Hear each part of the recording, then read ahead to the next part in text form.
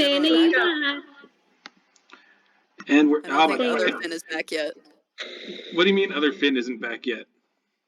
They're not Other back Finn. yet. There's two of us. The other one. Finn Prime. Finn The first number one. Finn number 1 is not here. And you're Finn from Earthsea 122. Ah! No! Where you You drop a putting D4. No, I'm Catboy Finn. Is that a Marvel reference? I don't feel know. like it. It's a. D21. I mean that. Oh, I that's only know that's a Rick and Morty reference. So Oh, ooh. yeah, probably because they'd have the C, then number for different universe things. So. I only know the Marvel classifications.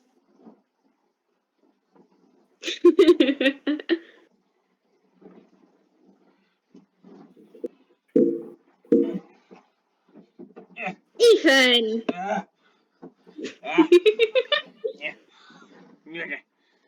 Yeah. Are you cold? None of your business if I'm cold or not. Aw. Let's move on. We need... The memes. Finn, you here? We I have just saw the green circle. We have Catboy, now we need Cat MILF. Yeah. Yeah. Come on. There you go. Catboy Finn and Cat MILF Finn. Finn. That's how you differentiate What? this now. Come on. Hi. What? Hi. We've been waiting for you. I'm here. Let's go. Don't yell at me. Okay. Wake me up. All right.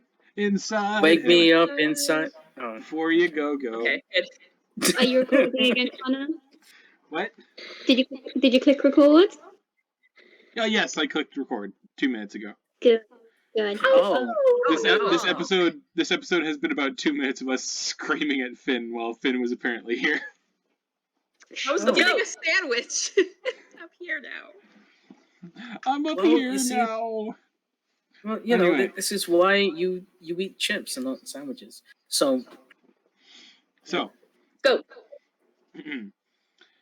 It has been 2 days since Dhuur'in has fallen asleep and not woken up. Oh. Hey, I didn't get to say goodbye to Scar. What?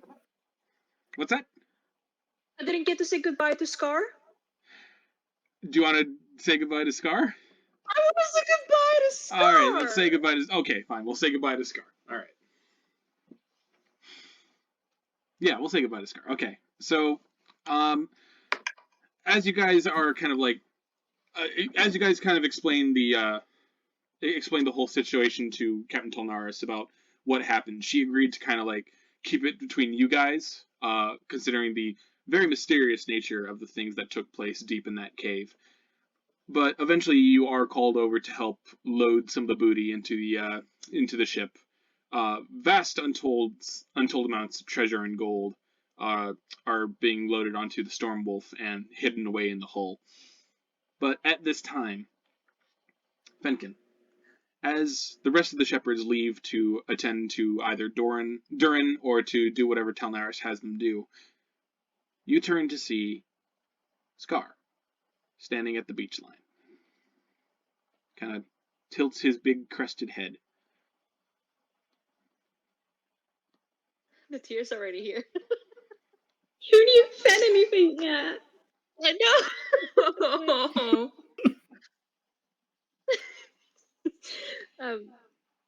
Fenkin had been like subconsciously heading towards the ship on the beach, like shoreline. And then he stops and he turns around and he looks at Scar.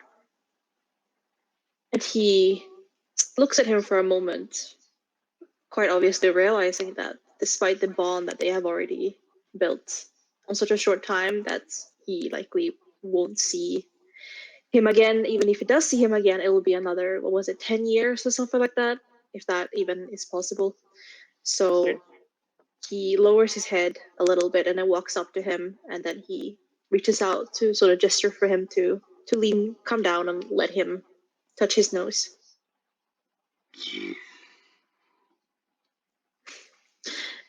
He starts gently caressing his face and his nose, like what he can reach of his big face. And then he murmurs, in Elvish, "Goodbye, my friend. I will always remember you. Thank you. Let's meet again someday."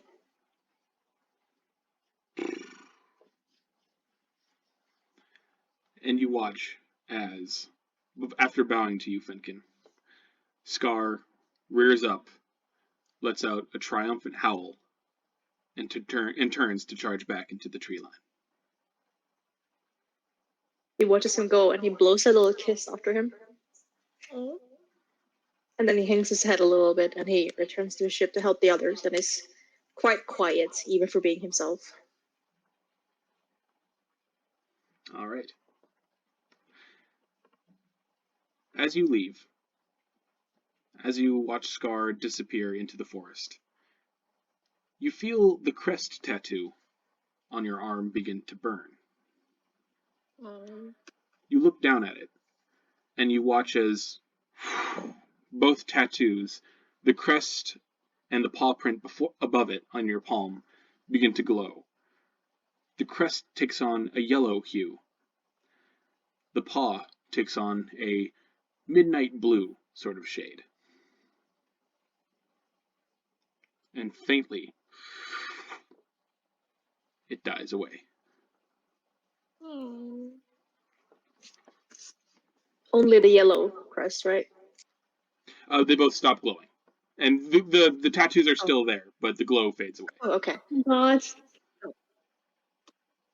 He caresses over the tattoos with his fingertips, and then he clenches his hand a bit, steels himself for the inevitable heartbreak, takes a deep sigh, and then gets on the ship. Nilo follows along behind you. He pats his head. Feeling betrayed. 2 days later, you are once more at sea, and there has been so much gold and treasure looted from the Vanishing Isles that it's actually taken that long to count. They're still finally getting to the last few boxes of treasure. But as you guys are kind of sailing off towards Port Zune, as Telnaris had promised you in exchange for your assistance, Dhuur'in, who all this time has been asleep in Alverbella's hut, propped up on a bed of mushrooms that have kind of been artificially grown to kind of hold him up a little more. It's been 2 days, and he has yet to awaken, despite constant medical checks from Alverbella, despite constant spells being cast to see what can be done to help him. He just seems to be in this strange catatonic state. But deep in the depths of Dhuur'in's mind, things are indeed quite different. Dhuur'in, you awaken on a fragment of the celestial plane. You stand in a world entirely bathed in warm pink light. Nothing like the worlds you visited before in your dreams. At first, it appears that you're standing on water, or some reflective surface that stretches on for miles and miles, to the point where you cannot even see a horizon. And in the sky, pink and yellow clouds gaze down at you, bathed in the sunlight behind them. It's a warm place. It's a peaceful place. And you are not alone. Howdy, partner. Figure it'd take you a while to saddle up over here. Yes. It is so different. As you turn around, Dorn the Sunslinger stands just a couple feet away, his wings folded back behind him. He's still wearing his rawhide coat, but despite the wings, he looks far more normal in appearance. No glowing lights, save for the aura of light that seems to emanate off of him as an angel. But he kind of gives you a sideways grin. He says, "I'll bet." So, what'd you think? It is beautiful. Yeah, it's all right. Might better than that other place, I'm assuming. Yes.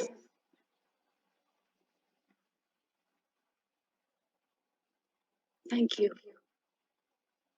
Don't thank me yet. I only gave you the tools. You got to do the hammering. But that in mind, this ain't gonna be like last time. Anytime you want out, you just let me know. But I will tell you this. There's something coming.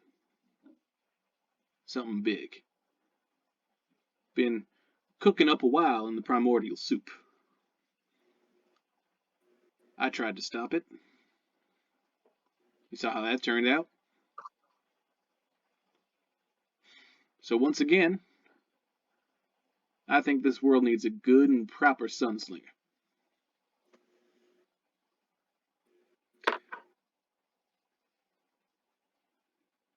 I am ready.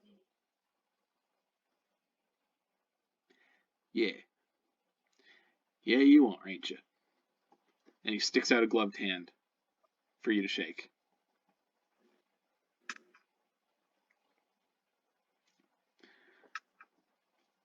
Now then.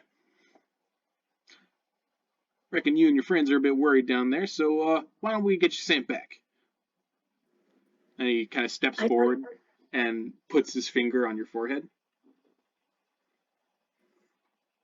Oh, and before you go, Dhuur'in, Yes. be loud and be bright. And with that, he pushes with his finger, and the force is enough to like send you reeling back, and you crash through the reflective surface and tumble down, down, down. Stars fly past you as you scream through the void, and then suddenly your eyes open. You appear to be in what looks like a very, very luxurious room within a large wooden structure. You hear the creaking of boards and the splashing of waves. And as you sit up, you see you're not the only one there. The shepherds are there as well. Gesh is asleep, propped up against the wall, eyes closed, arms crossed. Fenkin is next to Ozla, sitting against the wall as well. Both of them asleep, with Fenkin kind of like draped over Ozla. Kira happens to be there, kind of napping on a desk. And Nux? Nux is awake, sitting by your bedside, reading a book. And Nux, you hear for the first time in what has felt like ages, Dhuur'in begin to exhale. And you hear the rustling of blankets as he sits up.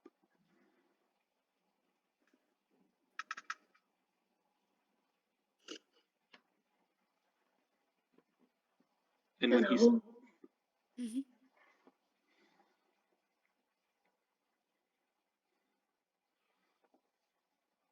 Knox, you're muted. Nox. Hi. Sorry, I was eating. I was eating the sandwich that I got earlier. Anyway, so she had one paw holding this book open, and with her other one, she was holding one of what we can assume are probably many things that she has attempted to pocket during the counting of the treasure. So she just has this like little kind of worthless but pretty and shiny ring that she found, and she's just kind of like twirling it idly in her free hand. But when she hears Dhuur'in move, she stops, she clutches it in her palm, and she looks up at him. And she looks very tired. It's actually kind of rare that she looks like a tired middle-aged woman, but she definitely looks like that right now. She looks up at him and regards him quietly for a couple of seconds. before saying, "Well, this was a particularly long one. Are you okay?" How long? Give or take 2 days, maybe, since we left. I see we made it back to the ship. Yes, Nox, most of us. Yeah. you notice a very clear difference in Dhuur'in's tone of voice.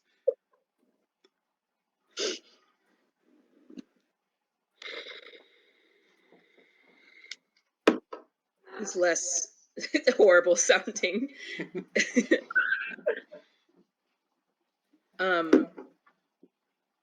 She nods a bit and looks at him and says, "Well, how do you feel?"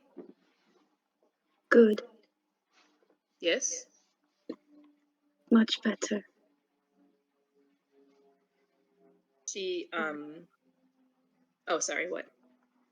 Sorry to have been gone so long. We are quite used to stunts like that from you by now, I think. Yes.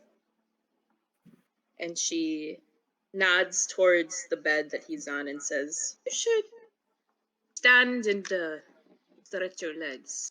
You've been laying down for quite some time." Swing my legs over the edge of the bed and try to stand up. Your skinny little legs. I've got a little bit more meat on them now. Yeah, you notice there's not by much, but there is more lean muscle on Dhuur'in now that wasn't there before, and he seems to be much healthier in a way. He stands with actual posture.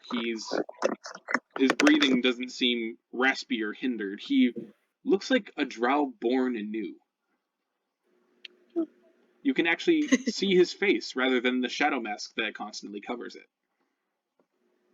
Voila. She is quiet for a couple of seconds as he gets up and stretches and whatnot. Yeah. Just big old stretch, cracks the neck. And then she says, "Well, what did you see this time? I have a feeling it was probably something a bit different." Much different. I made a choice to escape some demons.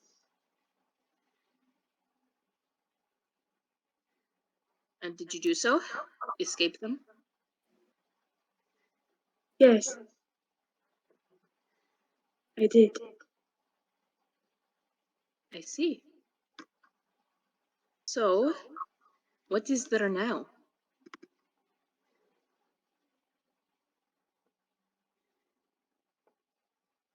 An angel.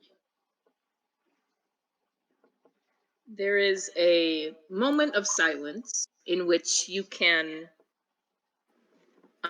almost see Nox trying to determine if he's crazy. Probably determining that, well, it's a little, that ship has kind of sailed a while ago. It's a little bit too late to be asking ourselves that kind of question. And so she just nods after a couple of seconds of thinking silence, and she smiles at him, and it's a genuine smile, although small. And she says, "I'm happy for you, my friend." Thank you. I hope to never see your deaths in my dreams ever again. She pauses for a second because she's like, "Oh, okay."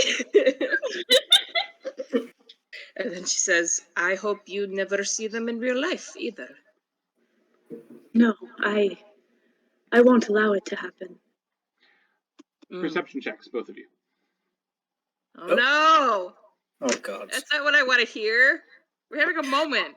Oh god, is Arabella just gonna burst in? Like, I'm sorry, did you said perception? 8. Oh no. Well, you just woke up from a coma. That's fine. yeah, that's fair. That's fair. 10, so not much. All right. I'm very focused on the guy that just woke up from a coma. So the pass was 5, and there's a good reason for that. Because the sound you guys hear is very loud. Like the fluttering of wings a few feet away. And as you both look up in shock to look towards the door, you don't see anything there, save for a single white feather that seems to float in the air before coming to rest on the ground. And you both see that it comes to rest next to the coat rack, next to a pair of brown riding boots that were never there before. And as you look up towards the coat rack, you also see a long brown rawhide coat that was never there before either, with the emblem of a lion staring back at you. And above that, on the hat rack, a rawhide, flat-brimmed hat curled at the sides.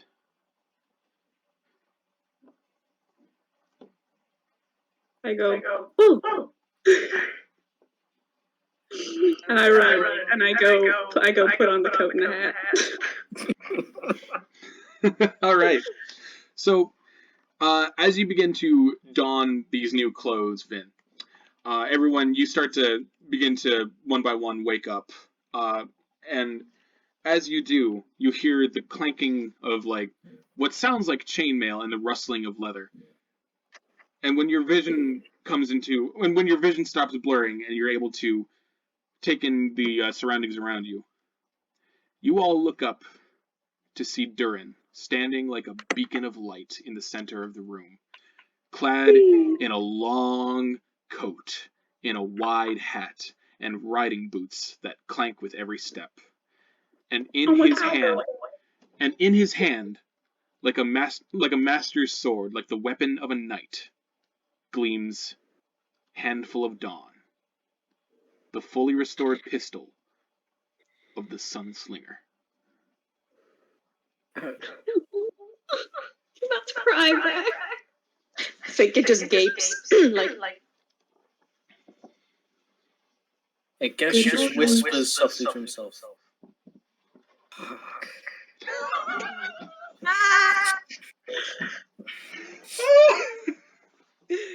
Max is just watching, and then she says, "You want some small clothes for underbeds, or are you just going to?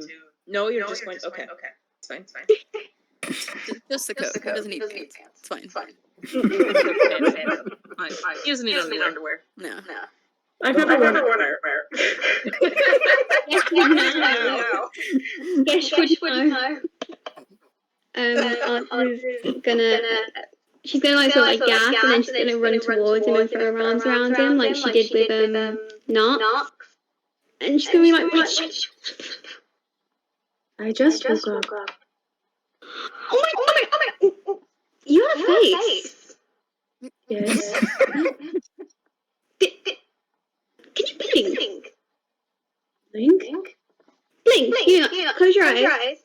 And she just starts screaming. Fenkin stands up and he's like, "Who are you? I am Dhuur'in. You're not Dhuur'in. Yes? Dhuur'in has this awful gravelly voice and weird glowy green eyes. You're not him. Well, it does not hurt to speak anymore. Oh, well, that's good. Wait, so what happened? I threw something away that hurt me. You threw... What was it? That old thing. Okay, well, how do you feel? And she sort of like stands back, she puts her hands out. I feel good. Good? Good. Good. Are you hungry? Yes. Alright, do you still eat mushrooms? Yes. I don't know which ones are poisonous. Guys, which ones are poisonous? Ooh. At this point, Kira pipes up and he's like, "How about I go get us all something to eat?" Yes. And he stands from his spot on the desk, and as he passes Dhuur'in, he kind of gives him a nod and says, "Glad to see that you aren't dead." Me too. And then he leaves to go get them all something to eat.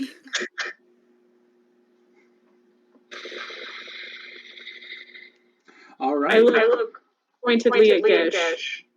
And I smile. Aww. What are you doing, Gesh? Hi.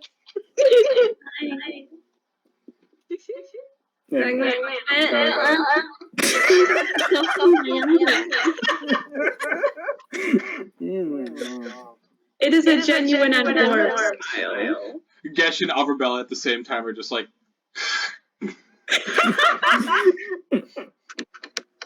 Arabella likes knocks now, though. She can like more than one person. Can like the unattainable. Just like Dhuur'in. No, I'm kidding. Dhuur'in, I forget. Yeah, Gesh just Also- bashedly turns his head to the side. Just... Dude. I had a question. Yeah, who had the question? Did you guys abandon Craven's Edge in the cave, or did Gesh actually pick it up and bring it with him? No, I think it But no, it was It was leaning against a wall, wasn't it? Or was Oh, yeah, it nobody said anything about that. I'll say I you forgot about it. I'll say someone. I'll say someone did grab it because mainly for the reason that Dhuur'in probably would have complained a whole bunch if somebody didn't. But But, I mean, I don't think he was still asleep then. I don't think he would have complained. I'd be complaining now. just Where's curious. my Anyways, sword? continue. My creepy sword. Where's my creepy sword?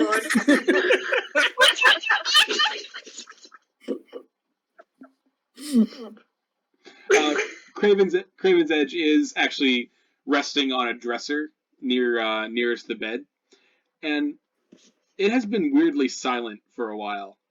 Those of you who have spoken to it in the past know that it's capable of speaking, but it's been silent this entire time, it would seem. Weird. I put it back. No! You gotta do it now. And do it. As you Pat.